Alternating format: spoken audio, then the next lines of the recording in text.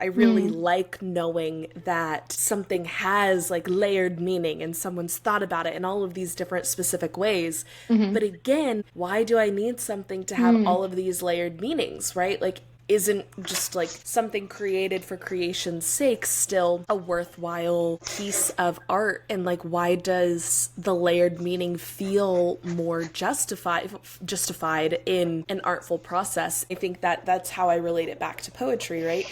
I was actually just having a conversation with my parents about Rupi Kaur, Oh, yeah. and no tea, no shade, no pink lemonade, don't like her poetry. Which, even in me saying this, I'm like fully aware of how I'm so privileging like the Western academic structure of what Sure. I think poetry is. Who am I to say that these are stupid poems, right? I'm not the biggest fan either. But at the same time, it's like if other people get something out of that, that's fine. You're allowed to get something out of it. But there is something that deeply frustrates me. I pulled one up because I was like, when I was talking to my parents about it, because I was like, I need you to just hear how ridiculous it is.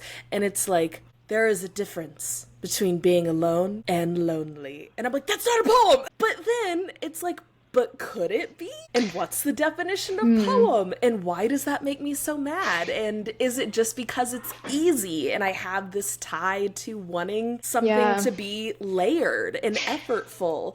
And This is very what's the interesting, yeah. validity of a certain poem, right? I have quite a few notes on that. And I think this is super interesting because I agree with you there, but at the same time, I do write a lot of very short poems. I didn't put a lot of time or effort into them.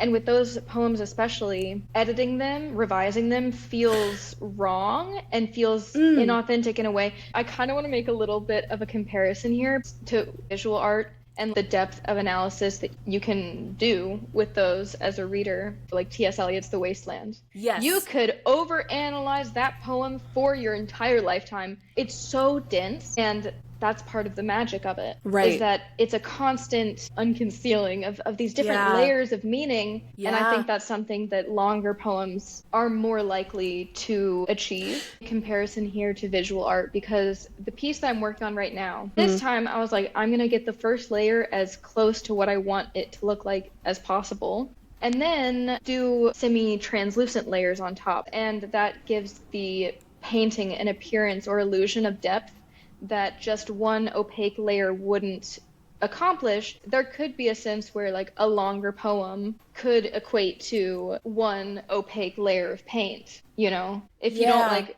do these incremental changes and revisions. But I'm wondering if you can have a short poem that can achieve that level of depth.